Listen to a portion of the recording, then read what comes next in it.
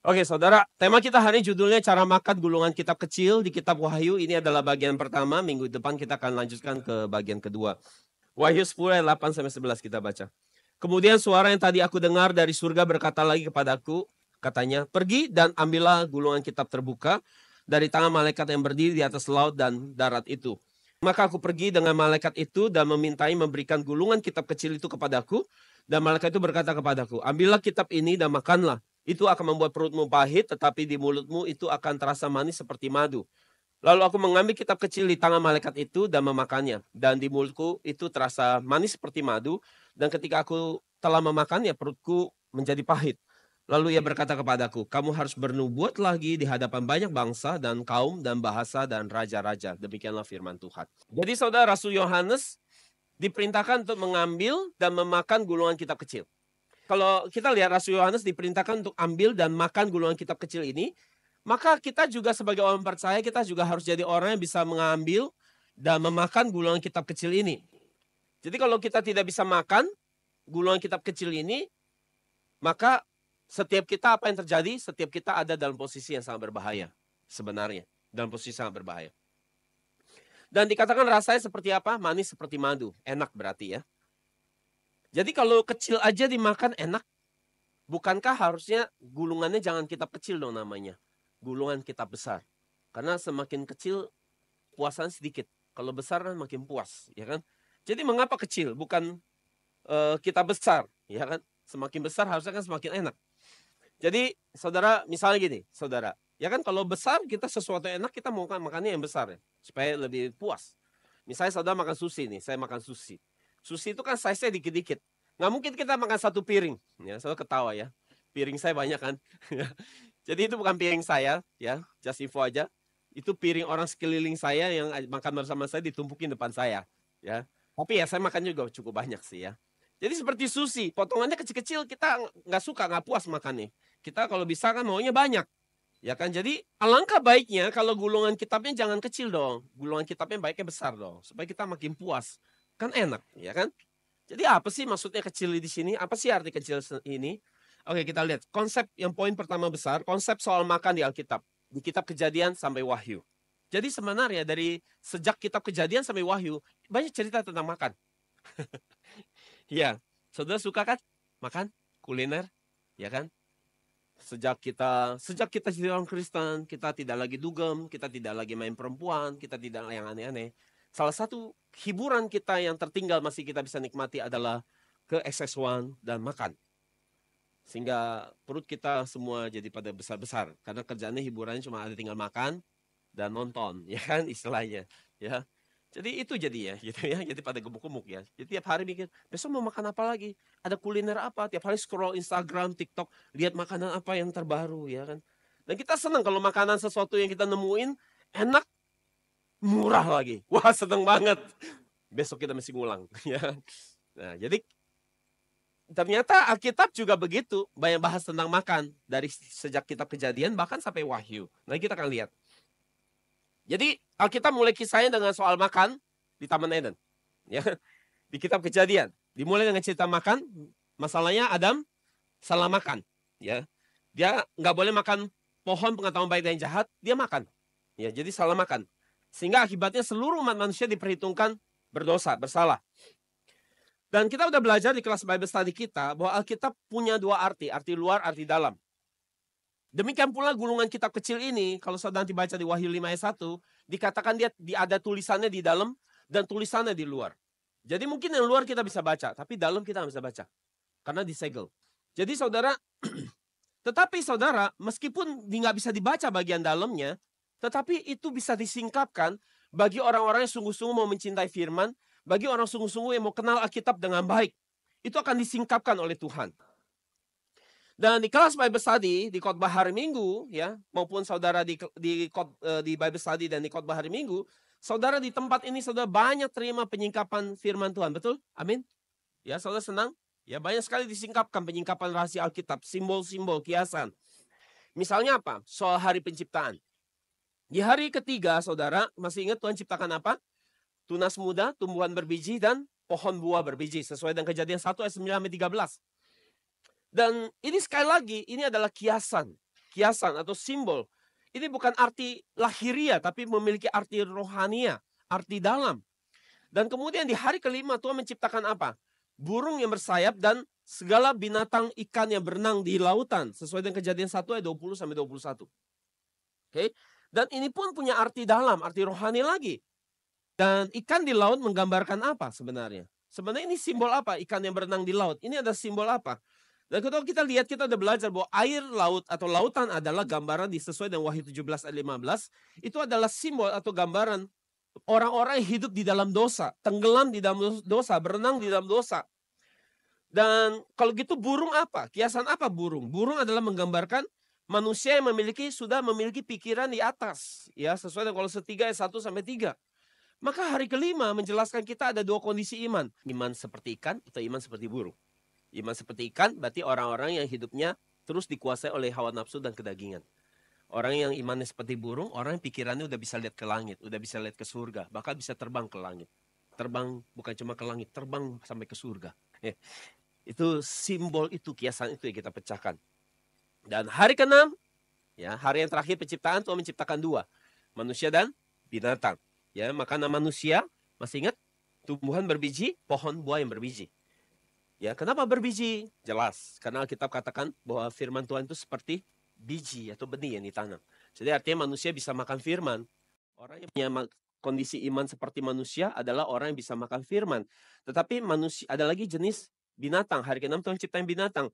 Binatang makannya apa? Tumbuhan hijau, rumput, ya. Sesuai dengan Kejadian 1 ayat 29-30. Jadi rumput nggak ada gizinya gitu ya. Rumput gampang ngecabut, rumput gampang jadi kering. Itu makanan bagi binatang. Artinya apa? Ada manusia yang kelakuannya seperti binatang. Nggak bisa makan firman yang bicara hal di atas, di langit. Bisa cuma makan firman yang nempel di bawah seperti rumput nempel di tanah. Itu firman tentang sukses. Jadi kaya, jadi terkenal. Nah itu firman rumput namanya. Nah hanya itu dong ngertinya. Nah nggak bisa lihat firman yang bicara tentang hal surga. Nggak nanggap. Nah, semoga kita semua bisa menjadi orang punya iman sebagai manusia-manusia di mata Tuhan, bukan sebagai imannya di binatang. Ya. Jadi ketika kita bicara mengenai makan, ya, makan lagi. Adam telah salah makan. Ia makan pohon yang salah. Ia makan dari pohon pengetahuan tentang baik dan jahat dan menyebabkan kejatuhan seluruh umat manusia. Pak, kita mau nanya, kenapa Adam yang makan kita jadi salah? Ya, karena ini di Alkitab namanya konsep perwakilan atau representatif. Ya, di dalam teologi ya ini namanya konsep perwakilan. Meskipun satu orang yang makan, tapi karena dia yang makan mewakili sebagai seluruh umat manusia, maka meski Adam yang makan, tapi saudara diakui sebagai sama-sama jatuh di dalam dosa. Itu kesalahan Adam, jadi kesalahan saudara semua. Itu seperti apa contohnya, gambarannya? Saya sudah pernah jelaskan, itu seperti presiden kita. Misalnya presiden kita melakukan negosiasi dengan Malaysia atau dengan Singapura. Dia pergi sebagai representatif Indonesia. Dan di dalam deal, negosiasi, dia telah salah melakukan keputusan yang akibatnya merugikan seluruh Indonesia. Dan kita nggak bisa bilang sebagai rakyat Indonesia, oh nggak bisa dong, itu kan dia yang salah nego, ya salah deal, ya nggak bisa. Karena ketika dia salah, maka semua kita harus menanggung akibatnya. Itu namanya representatif, perwakilan. Jadi Adam, ya, yang artinya manusia dalam bahasa Ibrani, Adam artinya manusia. Adam adalah representatif seluruh manusia di bumi. Sehingga ketika dia yang salah, jatuh dalam dosa, semua kita diperhitungkan berdosa. Sampai sini jelas? Oke. Maka saudara sekarang dikatakan bahwa Adam makan pohon pengetahuan baik dan jahat. Jangan dibayangkan pohon ini pengetahuan baik jahat ini jangan dibayangkan seperti pohon apel yang berwarna merah merona yang menarik. Ya, ini semua adalah kiasan, simbol. Jangan bayangkan itu. Untuk detailnya saya bisa dengarkan khotbah yang berjudul mengapa Tuhan menciptakan, mengapa harus ada pohon pengetahuan baik dan jahat. Part 1, part 2, saya nonton aja. Jadi Alkitab berisi simbol-simbol, kiasan. Jadi gulungan kitab kecil adalah simbol-simbol atau kiasan yang telah disingkapkan buat saudara. Sudah dibuka arti dalamnya. Karena tadinya dia terkunci sehingga kita tidak bisa lihat tulisan dalamnya, hanya bisa lihat tulisan luar. Dan di khotbah hari Minggu, di kelas Bible Study, kita menyingkapkan rahasia kiasan dan simbol-simbol ini. Kita memecahkan puzzles daripada Alkitab dan itulah yang menjadi kegerakan dari gereja New Jerusalem Ministries hari ini, yaitu kita berfokus kepada penyingkapan rahasia Alkitab sehingga umat pilihan Tuhan yang Tuhan sudah tentukan bisa melihat firman ini berespon dan pulang ke rumah Tuhan. Pulang ke gereja. Sehingga umat Tuhan, umat pilihan Tuhan bisa melihat Tuhan, melihat Alkitab secara terang benderang dan jelas. Alkitab itu sendiri adalah Tuhan. Jadi artinya kalau belajar Alkitab, lihat Alkitab semakin terang dan benderang, jelas, maka artinya belajar Alkitab bisa buat kita lihat Tuhan secara terang, benderang, dan jelas. Di zaman Yesus, ketika Yesus datang, dia ngomong lagi soal makan. Yesus ngomong lagi soal makan. Dia bilang apa? Dia kasih contoh kiasan lagi. Dia bilang apa? Akulah roti yang turun dari surga. Makan dagingku dan minum darahku. Kalau kamu mau terima hidup kekal. Sesuai di Yohanes 6 ayat 51-58. Dan pernyataan Yesus ini soal makan dagingnya dan minum darahnya. Dan ini menimbulkan keresahan di hati banyak orang. Kemarahan. Orang bilang, kamu mau jadi kita kanibal. Makan daging kamu, minum darah kamu. Karena Yesus sedang bicara kiasan, tapi mereka berpikir secara lahiriah. Lihat, bahaya sekali. Alkitab adalah sebuah kitab yang mengkomunikasikan hal rohani. Tapi kalau kita hanya pegang arti luar, kita pegang lahiriahnya, kita akan salah mengerti. Total salah mengerti tentang isi Alkitab. Jadi saudara, mengapa Alkitab banyak kasih contoh soal makan? Jadinya. Karena ini sangat familiar buat saudara. Ya kan? Sangat familiar buat saudara. Saudara sangat memahami tentang makan ini. Jadi Tuhan baik. Karena dunia Tuhan tidak terjangkau, Tuhan coba mengkomunikasikan sesuatu yang buat saudara akan lebih gampang dimengerti. Jadi saudara, kalau saudara lihat begini, maka saudara, kita tahu bahwa makan adalah sesuatu yang sangat menyenangkan. Betul. Pulang dari gereja ini, kita mau mikirin mau makan apa. Ya kan? Ya, salah satunya makanan buatan apa? Koki-koki. Di sini kita ada banyak ibu-ibu yang jago masak ya. Ya. Salah satunya Ibu Ahwa ya. Ibu Ahwa punya makanan yang apa namanya? Yaitu kangkung cah terasi. Di seluruh restoran yang saya keliling. Sekali lagi loh, bukan saya promosi. Ibu Ahwa nggak jualan kangkung cah terasi ya. Di seluruh restoran saya keliling, saya belum pernah ketemu kangkung seenak ini. Ya kan? Jadi saudara, ya itu kita selalu menantikan kangkung cah terasi itu. Itu hanya cukup dengan nasi putih dan kangkung cah terasi kita udah puas banget. Nah itu bicara soal makan. Tetapi saudara makan gulungan kitab kecil tidak seperti makan kangkung cah terasi. Saudara buka mulut, masukin ke mulut saudara, gigit-gigit, kunyah-kunyah, terus telan masukin ke lambung, masukin ke usus. Begitu selesai. Ada cara makannya, ada teknik makannya. Nggak bisa makan seperti itu. Karena ini bukan makanan jasmani, ini makanan rohani. Maka ada teknik makannya, ada cara makannya.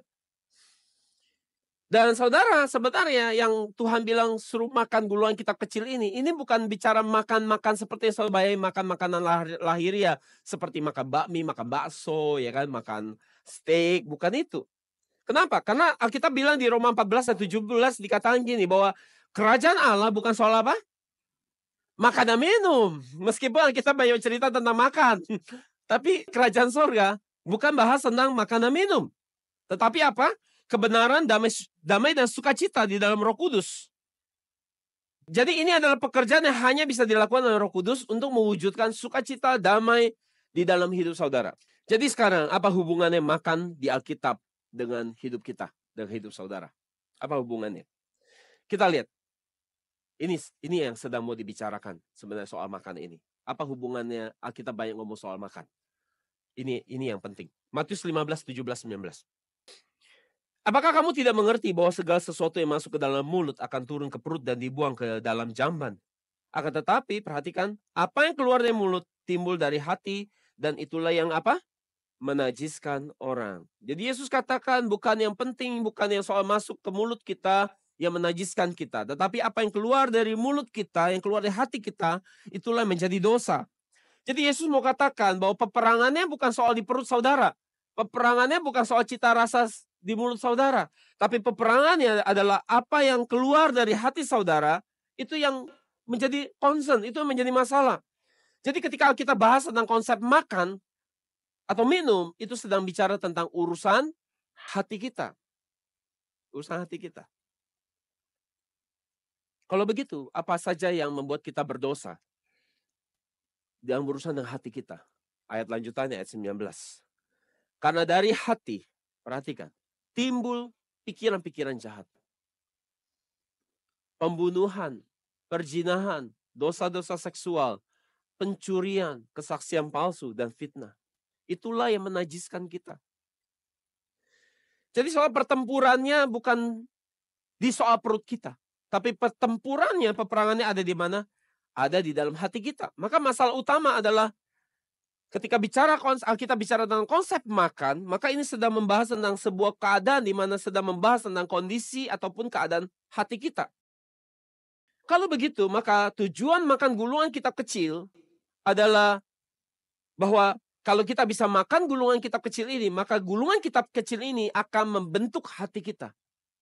Membentuk hati kita menjadi hati yang baru dan memimpin kita untuk bisa pergi ke surga. Jadi 6 hari penciptaan tidak terjadi di alam semesta. Saya ulang. 6 hari penciptaan tidak terjadi di alam semesta yang saudara bisa lihat.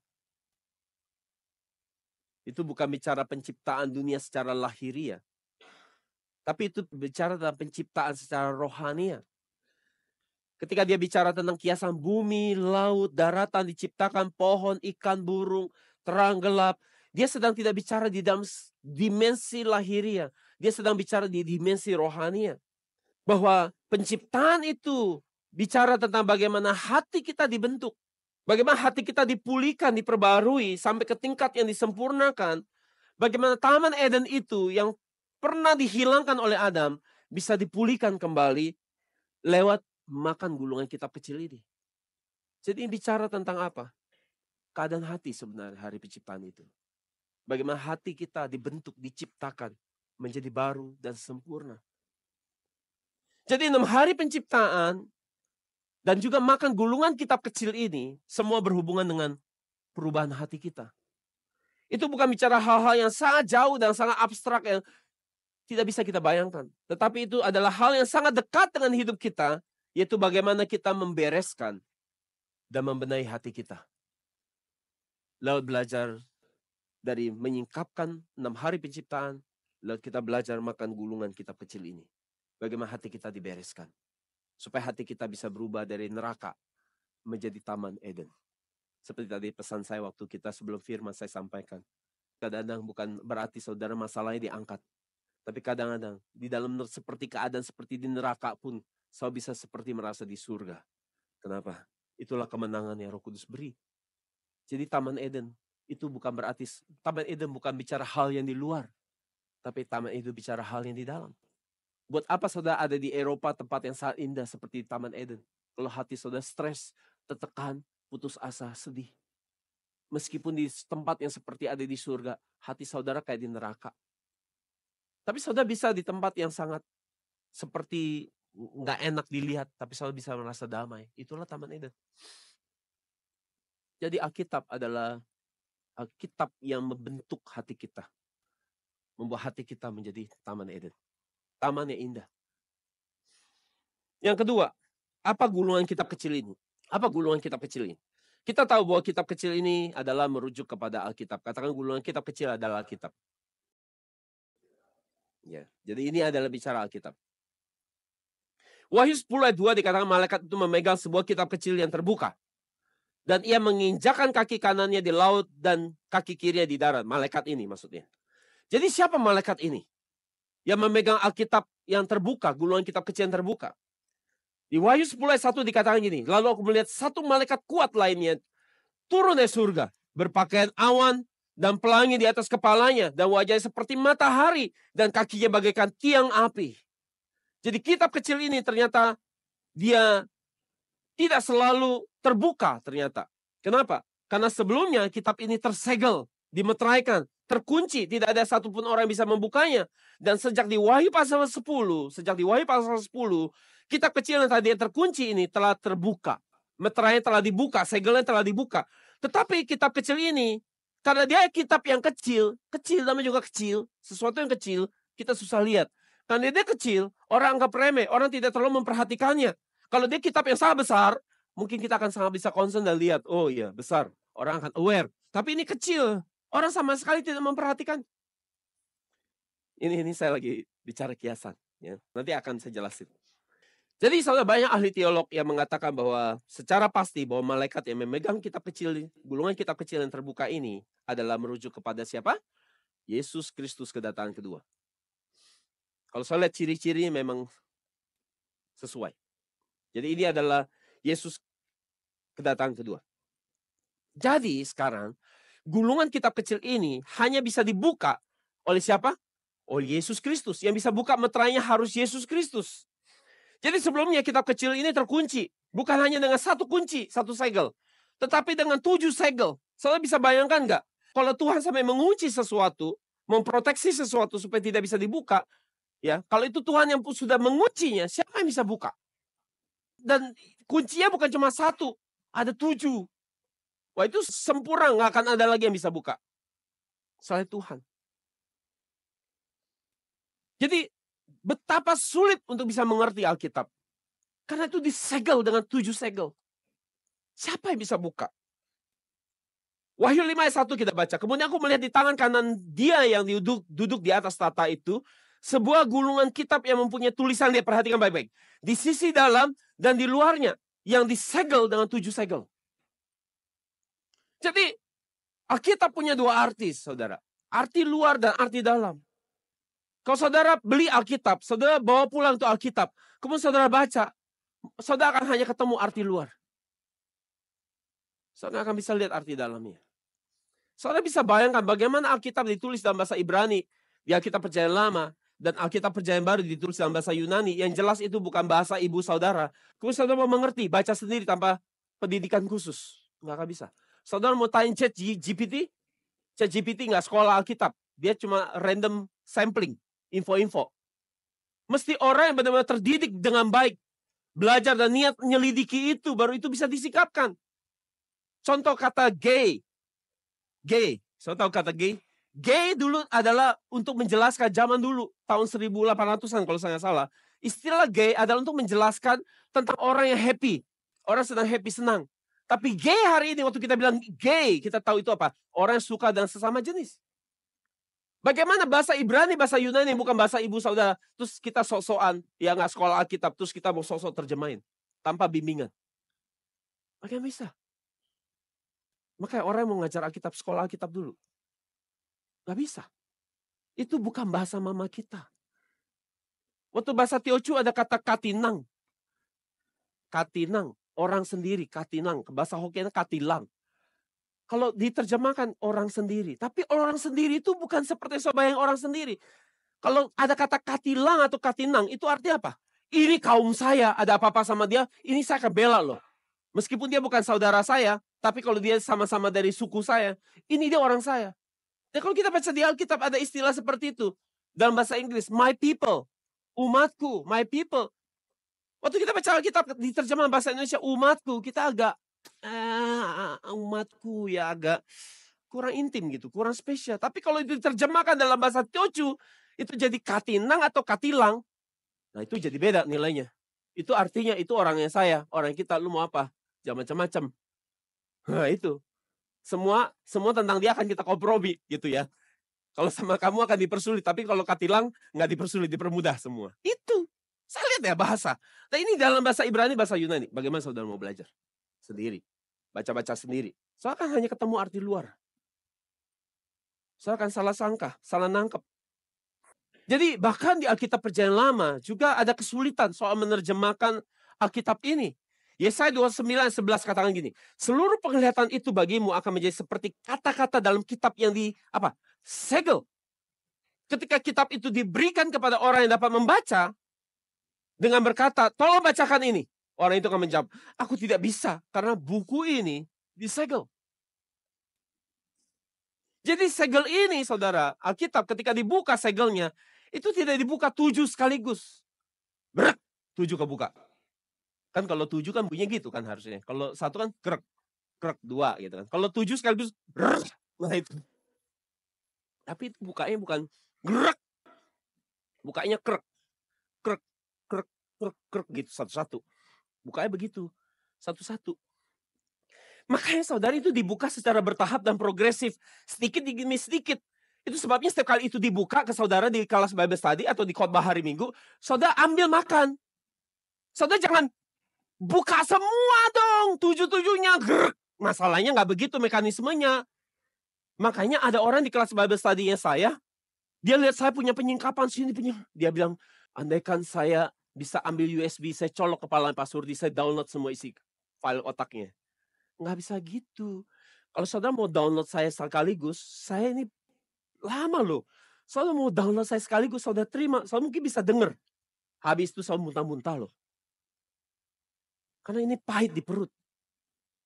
Saudara mau, kasih saya semua. Kasih saya semua info. Kasih saya semua bocorannya. Saudara kasih semua. Muntah darah saya. Muntah-muntah saudara. Nggak bisa. Saudara harus download pelan-pelan. Karena meterainya dibuka satu-satu. Krek. Waktu dapat krek, ambil makan. Krek, makan lagi. Cepat-cepat makan. Begitu caranya. Jadi saudara waktu itu dibuka, saudara harus masukkan ke hati saudara. Karena ini bicara makan, ini bicara perubahan hati. Saudara harus masukin ke hati saudara, cerna, sehingga saudara bisa berubah dari ikan yang di laut. Ikan tadi gambaran apa? Manusia hidup di dalam dosa. Kan? Kemarin Edward dibaptis ya. Dia keluar dari air, keluar dari laut artinya. Keluar dari kehidupan orang berdosa. Dan terbang jadi burung secara rohani. Kita harus tahu bahwa Yesus ditolak waktu dia datang. Waktu Yesus datang, dia datang untuk membuka dan menjelaskan Alkitab kepada orang-orang ciptaannya. Dan memang siapa yang bisa jelasin Alkitab sebaik penulisnya? Bukankah Allah itu sendiri? Itu sebabnya Allah datang menjelaskan. Tetapi masalah terbesar karena dia ditolak, orang tidak menerima dia karena penampilan lahiriahnya tidak seperti mereka harapkan, tidak seperti seorang Mesias. Orang menolaknya, akhirnya dia tidak bisa buka semua. Dia sampaikan secara dengan kiasan dan simbol-simbol. Itu sebab Yesus katakan, itu sebabnya aku memberikan perumpamaan dan kiasan. Ikan, burung, pohon, perumpamaan-perumpamaan tentang kerajaan surga. Seperti orang menjala ikan, ikannya dijala, ikan yang baik diambil, kemudian ikan yang buruk dibuang, ya kan? Itu bicara apa sih sebenarnya? Tentang hal kerajaan surga, tentang seperti orang menjala ikan. Itu artinya di akhir zaman ada pekerjaan pemisahan. Tuhan akan panggil orang-orang banyak untuk percaya kepada Tuhan. Tetapi ternyata di dalam orang Kristen ada lagi orang-orang yang tidak sungguh-sungguh. Sehingga harus dipisahkan. Jadi yang bagus orang Kristen yang tadi, kita semua berangkat dari ikan, betul nggak? Kita semua berangkat dari orang berdosa, kita semua berangkat dari ikan.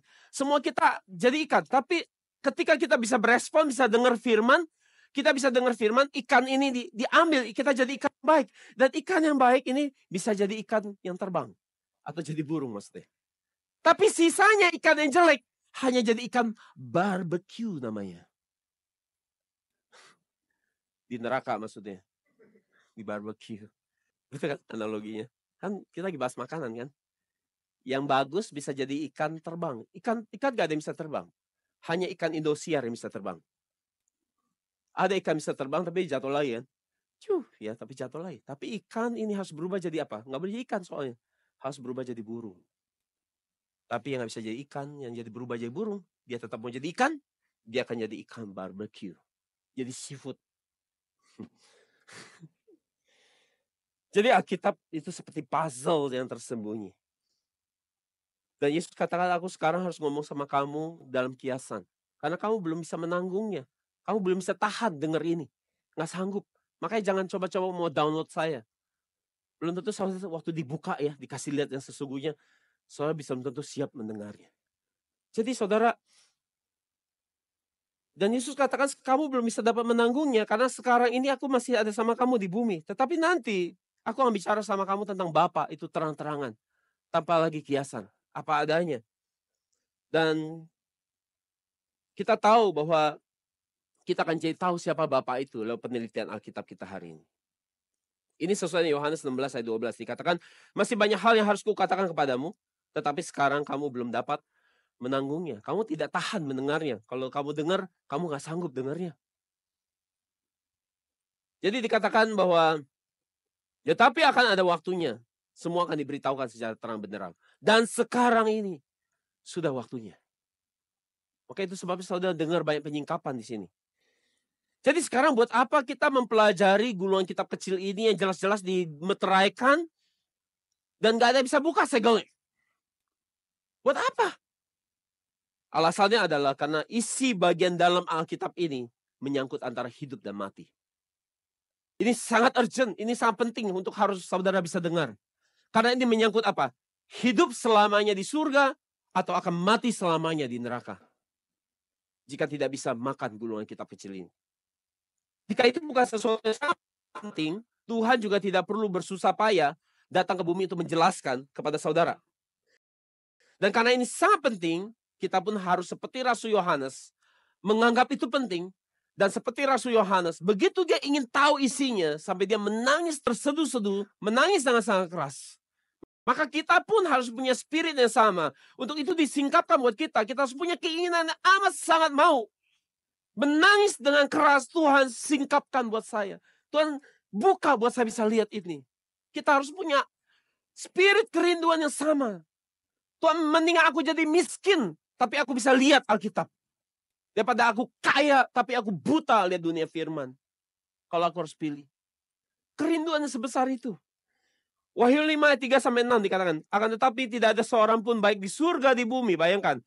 Maupun yang di bawah bumi yang dapat membuka atau melihat bagian dalam gulungan itu. Ayat 4, maka aku mulai menangis terseduh-seduh karena tidak ada seorang pun didapati layak untuk membuka gulungan kitab itu atau melihat bagian dalamnya. Akan tetapi satu dari tua-tua itu berkata kepadaku, berhentilah menangis. Lihat, singa dari Yehuda, keturunan Daud, telah menang sehingga ia dapat membuka gulungan kitab itu dan 7 segelnya. Dan aku melihat di tengah-tengah tahta dan 4 makhluk tadi, dan di tengah-tengah para tua-tua itu, anak domba itu datang dan dia mengambil gulungan kitab itu dari tangan kanan dia yang duduk di atas tahta. Dan ketika anak domba yang telah mengambil gulungan kitab itu, keempat makhluk dan ke-24 tua-tua sujud di hadapan anak domba itu, masing-masing memegang sebuah kecapi dan sebuah cawan emas yang penuh dengan menyan, yang adalah doa orang-orang kudus. Lalu mereka menyanyikan suatu nyanyian baru, katanya, engkau layak mengambil gulungan kitab itu, membuka segel-segelnya, karena engkau telah disembelih, dan dengan ramu engkau telah menembus orang-orang dari setiap suku, bahasa, kaum dan bangsa bagi Allah. Ayat 10, dan engkau telah menjadikan mereka menjadi suatu kerajaan dan imam-imam. Ini adalah imamat rajani, bukan?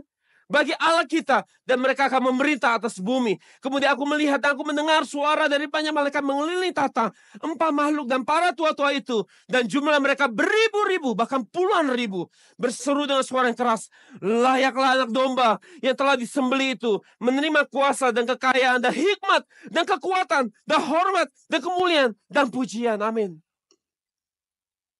Jadi siapakah anak domba yang membuka 7 segel 7 meterai dari gulungan kitab kecil ini? Ini adalah Yesus Kristus sendiri. Hanya Yesus yang dapat menjelaskan dan menyingkapkan isi Alkitab bagian luar dan bagian dalam bagi kita. Kita jalan sendiri nggak akan bisa ngerti. Maka jika kita ingin bertemu dan mengenali Yesus kedatangan kedua, maka jelas kita harus bisa mempelajari gulungan kitab kecil ini.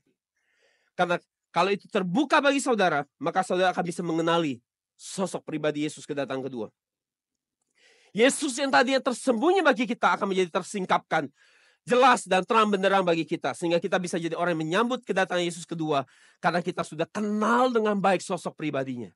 Dengan jelas dan terang benderang. Jadi meski ada orang yang bilang, kitabnya udah terbuka. Kitabnya udah terbuka loh. Saudara gak boleh dengar hanya gosip desas-desus. Saudara harus buktiin sendiri, benar gak udah terbuka. Jangan hanya kata orang. Udah kebuka loh, kemarin disegel memang, sekarang dibuka. Saudara gak boleh hanya dengar kata orang. Saudara harus pastiin sendiri. Makan sendiri itu firman, benar gak saudara yakin ini sudah kebuka? Saya harus ngalamin sendiri. Lewat apa? Lewat Bible study. Lewat meneliti Alkitab, lewat baca Alkitab. Lewat dengar khotbah dengan serius di hari Minggu. Itu tujuan memastikan memang sudah kebuka atau belum. Sehingga kalau itu memang benar kebuka, saudara harus tahu Yesus akan segera datang kedua kali. Yang ketiga, ini yang makin seru. Selalu yang seru ditaruh paling terakhir. Sudah mau habis, tenang aja. Yang ketiga, mengapa disebut gulungan kitab kecil? Bukan gulungan kitab besar. Apa arti kecil di sini? Bukankah Allah itu besar? Kenapa dia harus pakai sesuatu yang kecil?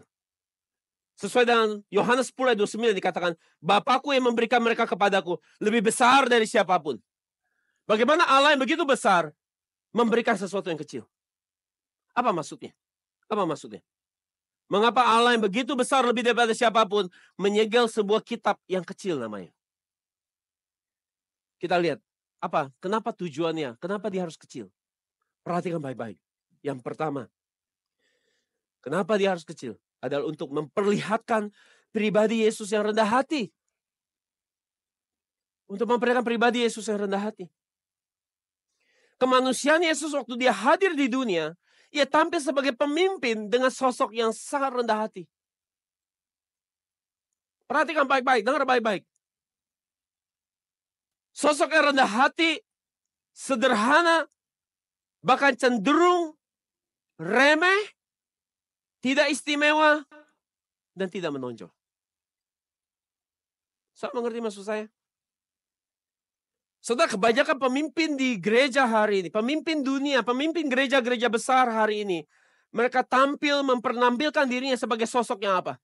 Perlenteh, mobil yang mewah, rumah besar yang mewah. Saya nggak bilang itu nggak baik, tapi di mereka sangat bertolak belakang dengan Yesus kedatangan pertama.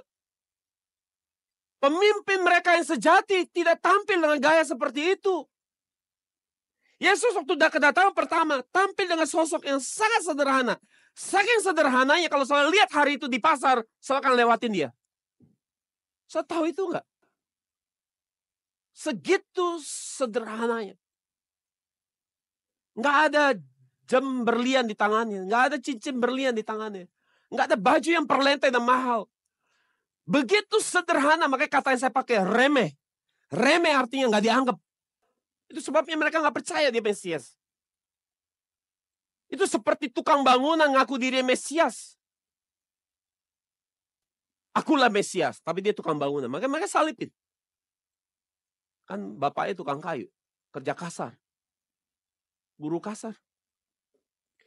Jadi yang pertama untuk memperlihatkan pribadi Yesus yang rendah hati. Itu sebabnya dia datang dengan sosok yang kecil.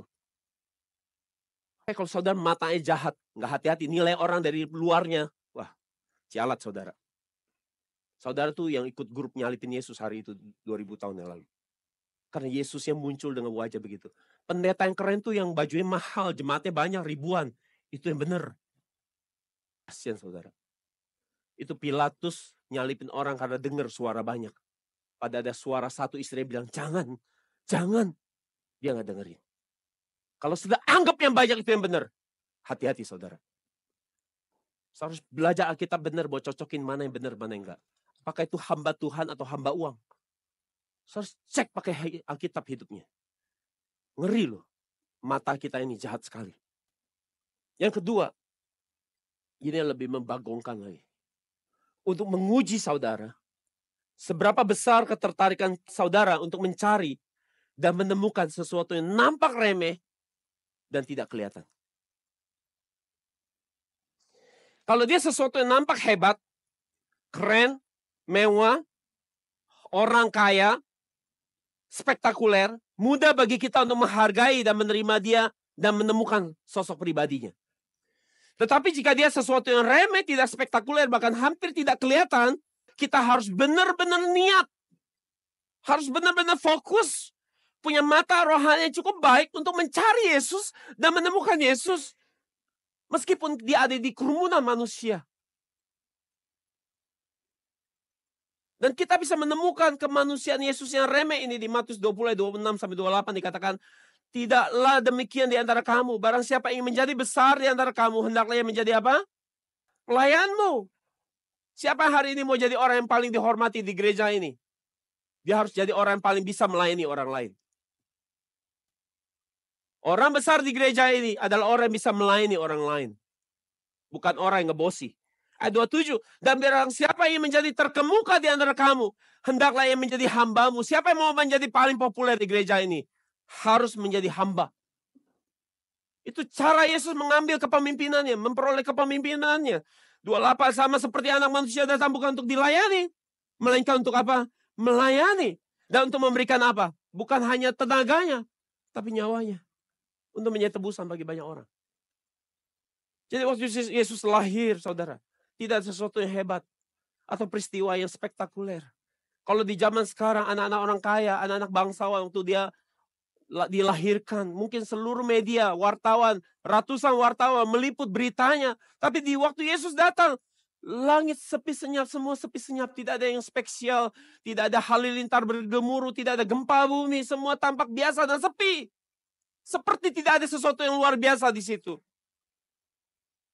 Dan ini adalah Allah sendiri yang turun ke dunia. Dan saking remehnya dia lahir di kandang binatang. Dan tidak cukup di situ, dia ditaruh bukan di ranjang yang mahal, dia ditaruh di palungan yang menjadi tempat makanan bagi binatang. Dan kita udah belajar artinya itu semua. Supaya makan, binatang bisa makan dia. Dan dia bertumbuh dewasa dari kanak-kanak menjadi seorang pemuda di tengah keluarga yang miskin sederhana dan jadi seorang anak tukang kayu yang remeh. Dia menjadi seorang pemuda yang menjadi buruh kasar, tukang bangunan. Ketika dia melayani, dia tidak hidup di tengah-tengah orang yang hebat, orang kaya, tetapi di antara nelayan, orang-orang yang sederhana. Saat melakukan pelayanannya, dia ada di antara orang-orang yang ditolak oleh masyarakat, dijauhi, seperti pemungut cukai, pelacur, orang-orang yang berkedudukan tinggi, berstatus sosial tinggi, atau berpendidikan tinggi, seperti orang Farisi, pejabat pemerintahan, menganggap remeh Yesus karena dia tidak termasuk dalam golongan mereka. Mereka sama sekali tidak tertarik kepada Yesus dan tidak mau membangun relasi dengan Yesus. Karena nampaknya tidak ada banyak manfaat bergaul dengan orang seperti ini. Dia datang untuk melayani manusia. Tapi di mata dunia yang penampilan Yesus yang luarnya bukanlah sosok yang layak dikagumi. Penampilannya tidak sekeren Yesus versi Hollywood. Yang selama ini saudara lihat. Pria tinggi, putih, rambut blonde, dan bermata biru dan tampan. Hello. Dia tidak seperti itu kenyataannya. Itu Yesus versi Hollywood. Kenapa saya katakan dia tidak seperti itu? Karena Yesaya 53 ayat 2 sudah jelaskan memang dia tidak seperti itu. Kalau saya baca, dikatakan nih terjemahan NLT. Hambaku tumbuh di hadapan Tuhan. Seperti tunas muda yang tumbuh. Tumbuh. Seperti akar di tanah yang kering dan tandus. Tidak ada yang indah atau mulia dalam penampilannya. Tidak ada hal yang menarik bagi kita. Ya, ayat ini selalu capture hati saya. Memang saya agak tenggelam di ayat ini.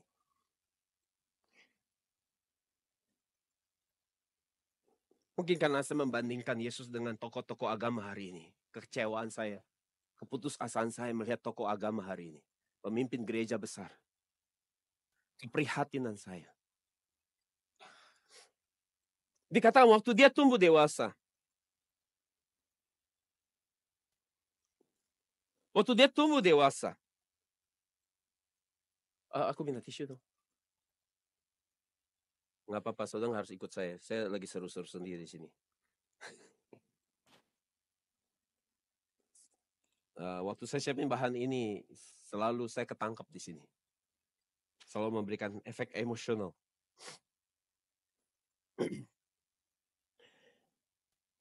Dikatakan waktu dia tumbuh dewasa, dia tidak tumbuh seperti pohon oak. Saya tahu pohon oak, bahasa Indonesia pohon ek. Pohon oak adalah pohon yang simbol kekuatan, ketahanan, kebijaksanaan. Karena dia punya akar yang besar dan kokoh, yang punya batang yang kuat dan tahan atas ujian musim apapun. Itu sebabnya pohon ini sudah ada sejak 65 juta tahun yang lalu. Sudah ditemukan. 65 juta tahun yang lalu. Dia tidak digambarkan sebagai pohon ek, pohon oak ini. Yang usia bisa mencapai sampai ribuan tahun. Tapi Yesus tidak disamakan dengan pohon oak. Tetapi dia hanya disamakan seperti apa? Ya. Tunas kecil yang keluar dari tanah yang kering. Sangat rendah. Sangat remeh. Tidak berarti sama sekali. Tidak indah. Tidak hebat. Tidak mulia. Ketika kita melihatnya. Kalau saudara berpas-pasan sama dia. Di mall. Atau di pasar. Atau di jalanan. Saya yakin saudara akan melewati dia. Begitu saja. Saya akan lewatin dia begitu saja. Karena nggak ada yang istimewa. Dia seperti orang remeh dan sangat sederhana. Kamera ikuti saya. Saya mau turun. Kalau hari ini Yesus modelnya seperti tukang bangunan penampilan luarnya. Saya yakin saudara tidak akan lihat wujudnya. Tapi bagaimana kalau misalnya Yesus modelnya? Saya minta tolong Edward bisa maju. Kalau Yesus modelnya seperti ini lagi lewat, saya yakin cewek-cewek langsung nengok. Artis Korea, oi. Kalau saya Yesus dan Edward ini bukan Yesus. Bukankah rusak pasaran saya langsung? See? Kalau dia seorang pria yang tinggi, putih, bersih seperti ini. Seperti artis Korea. Terus dia bilang, akulah Mesias. Saya percaya. Itu sebabnya saya ikut pendeta-pendeta yang seperti ini kan. Mata kita jahat. Kita nggak dengar dia ngomong apa. Itu sebabnya saya selalu bilang sama jemaat NCM. Jangan lihat pendeta dari penampilannya. Bukan nggak baik ya, dia baik. Dia baik, dia luar biasa. Dia mengalami banyak perubahan hidup hari ini. Tapi jangan lihat penampilan luarnya. Dengar dia ngomong apa. Dengar dia ngomong apa. Omongannya ada isinya nggak? Jangan hanya gaya-gayanya dong kelihatan keren. Tapi pas didengar, zong. Dia ngomong firman nggak? Thank you, Edward. Itu sebabnya saudara nggak boleh tertipu sama penampilan luar. Sama pendeta-pendeta yang lahiria yang saudara karena lihat packing luarnya. Kemasan luar. Yesaya 53 ayat 2 katakan bahwa tidak ada sesuatu yang indah atau menarik dalam dirinya secara penampilan luar. Yesus kelihatan sangat sederhana, bahkan tidak ada apa-apanya. Nothing. Jadi bagaimana saudara mau menerima firman-Nya kalau penampilan luarnya aja kayak gitu? Kalau dia ngomong, saudara mau percaya? Tidak ada hal yang menarik membuat saudara mau fokus memperhatikan dia. Tertarik dengan pemikirannya atau ide-idenya. Itu sebabnya saudara harus mau bekerja keras untuk menemukan Yesus yang hilang ini. Untuk saudara bisa temukan. Yesus yang tersembunyi di dalam Alkitab. Karena dia begitu kecil dalam arti sampai kecilnya sampai nggak kelihatan sama sekali. Kita harus bisa menemukan identitasnya melalui gulungan kitab kecil yang tersegel ini. Yesaya 34 ayat 16 katakan, carilah dan bacalah dalam kitab Tuhan. Tidak ada satupun dari semua makhluk itu akan hilang atau tanpa pasangan. Sebab begitulah perintah Tuhan dan ia sendiri yang telah mengumpulkan mereka. Jadi lihat, Alkitab perjanjian baru dan perjanjian lama, mereka punya pasangan satu sama lain. Kalau ada yang ajarkan saudara kutipan ayat Alkitab, comotan ayat Alkitab, yang tidak ada pasangannya, saudara harus bilang itu sesat. Karena Alkitab tidak pernah berlawanan antara satu dengan yang lain. Dia harus nyambung, dia harus klop dengan yang lain. Karena Alkitab seperti tadi katakan, dia punya pasangannya. Ayat yang satu menjelaskan ayat yang lain. Dan tidak pernah nabrak. Kalau itu sudah nabrak, ada orang ngeluarin satu statement, ngomong begini, dan bisa disanggah pakai ayat yang lain, itu pasti gak benar. Karena Alkitab tidak pernah bermusuhan di dalam ayat-ayatnya. Dia selalu punya pasangan-pasangannya. Dan saudara diperintahkan di sini untuk mencarinya. Mencarinya. Bagaimana kita mencarinya? Ya, mencari lewat apa? Saudara baca Alkitab sehari minimal 5 pasal. Itu butuh waktu kan? Butuh waktu mencari. 40 menit paling enggak baca Alkitab. Dan kata mencari di sini dalam bahasa Ibrani ada daras. Daras punya 8 arti. Nggak usah khawatir, saya nggak jelasin secara detail. 8 arti. Dan 8 arti daras ini seperti orang mengupas lapisan kulit bawang. Semakin dikupas, semakin kelihatan dalamnya lagi isinya. Jadi saudara, yang pertama, arti daras ini artinya apa? Yang kalau saudara makin kupas, saudara akan menemukan semakin banyak informasi tentang siapa Yesus, siapa Allah. Yang pertama itu ada sesuatu yang dikatakan di sini ada sering dikunjungi. Itu artinya saudara harus melakukan secara sering, rutin untuk menyelidiki Alkitab. Kedua, saudara harus berkonsultasi, bertanya kepada Alkitab, menjadi teman hidup saudara, menemani saudara dalam semua keputusan saudara. Dan ketiga, mencari dia di dalam doa dan penyembahan. Saudara harus berdoa, Tuhan singkapkan buat saya. Dan keempat, dia harus disertai dengan tuntutan rasa membutuhkan yang besar.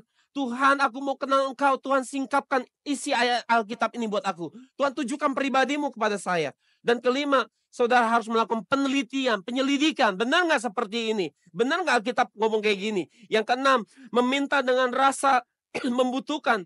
Ketujuh, kita harus melatih diri untuk bisa menemukan cara untuk bagaimana firman ini bisa diterapkan. Cara supaya firman ini bisa diaplikasikan, bukan hanya pengetahuan. Lihat, makin lama makin dalam lihatnya. 8, dan merawatnya. Ketika kita menemukan, kita merawatnya. Memeliharanya dengan baik. Seluruh penelitian ini kita jaga rapat-rapat firman yang udah jadi milik kita. Jangan sampai iblis ambil curi. Itu jadi punya kita yang berharga. Jadi saudara, saya ingat waktu dulu bagaimana saya belajar Alkitab. Saya begitu haus untuk tahu Alkitab lebih banyak. Waktu saya belajar tentang tabut Allah, saudara, zaman 30 tahun yang lalu. Informasi belum sebanyak ini. Saya baca Alkitab, saya begitu pengen tahu tabut Allah. Sampai saya gambar, saudara. Gambarnya pun sampai hari ini masih saya simpan. Segitu saya pengen tahunya Alkitab. Saya gambar, dan suatu saat saya jadi pendeta. Saya bawa grup ke Israel. Saya jadi pembimbing rohani, bawa grup ke Israel. Dan hadiah grup saya buat saya apa? Miniatur tabut Allah. Waktu saya terima itu saya menangis. Walaupun itu kurang presisi ya. Tapi ya saya menangis. Kenapa? Karena dulu saya hanya bisa gambar. Tapi sekarang ada di depan mata saya. Segitu saya mencintai barang-barang isi-isi apa yang di Alkitab. Segitu saya pengen tahu. Jadi saudara, jika tidak ada kehausan untuk mempelajari Alkitab dengan sungguh-sungguh, tanpa kita sadari kita sudah bikin dosa. Dosa yang namanya tidak peduli dengan Tuhan. Tidak mengasihi Tuhan, itu dosa. Kita tidak mengasihi Tuhan. Tuhan telah menyerahkan nyawanya bagi kita. Dia memberikan kasihnya buat kita. Tapi apa balasan kita? Kita tidak pernah mau baca Alkitab. Artinya kita tidak pernah peduli dengan pikiran dia dan hati dia. Saya bisa bayangkan kalau saudara punya pasangan, saudara suami atau istri. Saudara sudah melakukan banyak hal mencurahkan kasih sayang saudara kepada pasangan saudara. Tetapi pasangan saudara tidak pernah membalas kembali kebaikan saudara. Saudara tidak pernah disupport, diabaikan. Dia lebih dekat dengan pihak keluarga sana daripada kepada saudara. Saudara akan merasa bahwa kesepian. Saudara merasa tidak dibutuhkan, diacuhkan. Dan seperti itu sikap kita ke Tuhan. Dia sudah berbuat banyak buat kita, tapi itu balasan kita buat dia. Jadi saudara, kalau kita tidak pernah mau mempelajari Alkitab dengan sungguh-sungguh, maka itu sama dengan dosa, mengabaikan dan tidak peduli dengan Tuhan. Kesimpulan. Poin pertama, kita harus menaruh minat yang sangat besar untuk mencari tahu arti dalam Alkitab. Dan itu tanda bahwa kita orang yang peduli dan mengasihi Tuhan. Yang kedua, kita harus berhati-hati dengan mata lahiriah kita. Karena dosa itu yang membuat Yesus ditolak dan disalibkan. Dan yang akibatnya, yang ketiga, kalau kita matanya lahiriah, hasilnya mata lahiriah kita ini akan membuat kita menolak Yesus. Kita tidak akan pernah dapat menerima penyingkapan rahasia Alkitab, sehingga kita tidak akan pernah dapat melihat dan menyambut Yesus kedatangan kedua. Dan itu akan fatal sekali. Amin. Mari kita berdoa. Bapa, terima kasih buat firman yang berharga yang kau tinggalkan bagi gereja ini. Untuk melihat sesuatu yang mungkin tidak banyak disampaikan oleh orang-orang. Untuk mengajak kami melihat, menyadari sesuatu yang luput dari pemahaman kami selama ini. Sesuatu yang tidak pernah kami sadari. Bahwa kalau kami lahiriah, kami pun bisa menjadi orang-orang yang ikut menyalibkan Yesus. Bapa, kami bersyukur kami diingatkan bahwa Yesus datang sebagai sosok yang kecil, rendah hati, bahkan sampai tidak dilihat. Sehingga kami harus berhati-hati kepada diri kami. Kami harus sungguh-sungguh punya niatan yang besar, punya fokus yang besar untuk mencari sesuatu yang kecil, remeh, yang tidak kelihatan ini. Supaya kami bisa menemukannya dan melihatnya, dan dia menjadi jelas dan terang benderang. Bapak tolong supaya kami tidak menjadi orang-orang yang dengan punya pikiran lahiriah, keinginan duniawi, sehingga kami tidak bisa mengerti hal-hal rohani, hal-hal yang tinggi, hal-hal yang mulia yang hanya dari surga, dan itu disembunyikan dalam bentuk yang kecil dan remeh. Tolong kami, Bapa, supaya kami bisa melihat duniamu, supaya kami bisa melihat pribadi Yesus dengan jelas dan terang benderang, sehingga ketika Yesus datang kedua kali, kami bisa menjadi panitia yang menyambut kedatangannya. Dan jika hari ini ada jemaatmu sedang bergumul dengan persoalan hidup mereka, keluarga mereka, masalah financial, studi mereka, masalah rumah tangga, Bapak tolong kiranya kasih karunia Tuhan yang besar dicurahkan bagi mereka, supaya mereka hari ini boleh diluputkan, dibebaskan dari setiap persoalan yang mereka alami hari ini. Sungguh kami mengucap syukur Bapa dengan seluruh berkat yang kami terima di gereja ini. Berkat rohani, makanan, pesta yang luar biasa, pesta firman yang luar biasa yang kami nikmati di tempat ini. Kami mengucap syukur dan kami menaikkan doa kami ini di dalam nama Yesus. Mari sama-sama kita katakan, amin, haleluya, beri kemuliaan buat Tuhan.